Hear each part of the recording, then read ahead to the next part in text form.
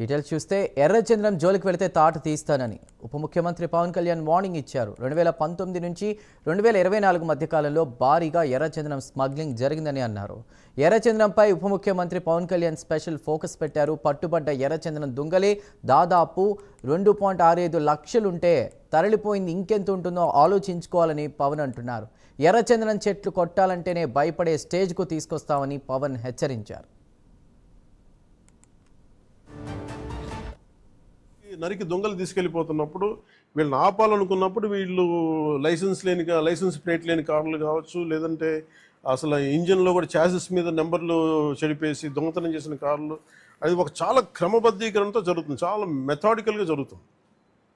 So వీళ్ళకి మేమేం చేసుకున్నామంటే వన్ సింపుల్ వార్నింగ్ అందరికీ ఇస్తుంది. ముఖ్యంగా రెడ్ శాండర్స్ అందరికీ కూడా, రెడ్ శాండర్స్ని ఎవరైతే సపోర్ట్ చేస్తున్నారో, మీరు స్మగ్లర్స్ కావచ్చు, కొట్టేసే వాళ్ళు కావచ్చు, కింగ్ పిన్స్ కావచ్చు, it's a very firm warning to you all. Operation Kagar లాంటిది ఎక్స్ట్రీమ్ లెఫ్ట్ వింగ్ ఎక్స్ట్రీజంనే హ్యాండిల్ చేయగలిగినప్పుడు ఈ కంట్రీ, ఒక ఐడియాలజికల్ బేస్డ్ ఉన్న వాళ్ళే కూర్చోబెట్టి కష్టమైపోతుంది లొంగిపోతున్నప్పుడు మిమ్మల్ని తాట తీసి కూర్చోబెట్టేస్తాం స్మగ్లర్లందరినీ. It's just a political will అంతే. మీరు కనుక ఇదే పనిగా చేస్తే 6 to 9 months ఆర్ 1 year అదే పని ఆపరేషన్ పెడతాం మీ అందరికీ. మీరు స్వచ్ఛందంగా ఆపారా మంచిది, మీరు ఆపలేదా ఒక 1 year 1.5 year ప్రత్యేకమైన special zone, special operation create చేసి మళ్ళీ రెడ్ శాండర్స్ ఎవడన్నా తిరగాలి చెట్టు కొట్టాలంటే కూడా భయపెట్టే స్థితికి మేము తీసుకొస్తాం. మేజర్ మీకు ఒక యాక్ట్ ఉంది, ఎవరన్నా సరే రెడ్ శాండర్స్ చెట్లు కొడితే వాళ్ళ ఆస్తులను కూడా సీజ్ చేయొచ్చు. ఆ అమెండ్మెంట్ ఆల్రెడీ చేస్తుంది ఫారెస్ట్ యాక్ట్లో. You have to be very very clear on that. So ప్రభుత్వం ఇంకా ఆలోచిస్తూ ఉంది, తటపాయిస్తుంది. ఇంకా ఆ తటపాయింపులు లేవు.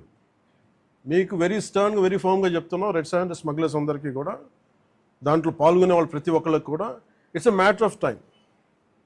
సో మీ అందరూ కూడా మర్యాదగా మీరు వెనక్కి వెళ్ళిపోయి వేరే పనులు చూసుకుంటారా లేదా ఇవే చేస్తారనేది చాయిస్ ఇస్ యువర్స్. ఎందుకంటే వన్స్ మేము ఆపరేషన్ స్టార్ట్ చేసినప్పుడు మటుకు ముఖ్యమంత్రి గారి దృష్టికి తీసుకెళ్తాం. ఆల్రెడీ ఆయన స్టార్ట్ చేశారు. ఇవన్నీ కాకుండా మేము బోల్డ్గా నరికేస్తాం, మమ్మల్ని ఎవరు ఏం చేయరంటే ఇది ఒక ఎన్డీఏ గవర్నమెంట్, గుర్తుపెట్టుకోండి. It's a tough government. ప్రజల వెల్ఫేర్ ఎంత కోరుకుంటుందో, పర్యావరణాన్ని ప్రకృతిని మీరు విధ్వంసం చేసి ఎర్రచంద్రాన్ని అడ్డగోలుగా మీరు నరికేసి మీకు కనిపించేది ఈరోజు వెళ్ళి చూస్తున్న 1,60,000 ఎర్రచంద్రం చెట్లు నరికేసి ఎన్ని వేల కోట్లు డబ్బులు చేసుకున్నారో ఎవరిని మేము వదలం.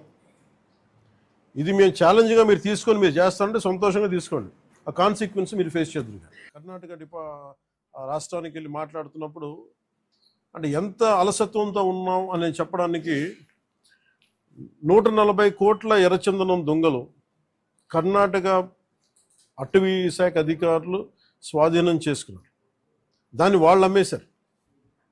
అది నేను కుంకి ఏనుగుల కోసం వెళ్ళి వాళ్ళతో ఇంటరాక్షన్లో వాళ్ళు థ్యాంక్స్ చెప్తున్నాను, మీకు థ్యాంక్స్ చెప్పాలి, మాకు మీ వల్ల మాకు 140 కోట్లు మా అటవీ శాఖకి వచ్చినాయి అని. ఏంటి వచ్చినాయి అంటే, మీరు కొట్టేసిన ఎర్రచందనం, మీ స్మగ్లర్లు కొట్టేసిన ఎర్రచందనం దొంగలు మేము ఇక్కడ పట్టుకుని దాన్ని వేలం పాటలు అమ్మేసి మాకు 140 కోట్లు వచ్చిందని.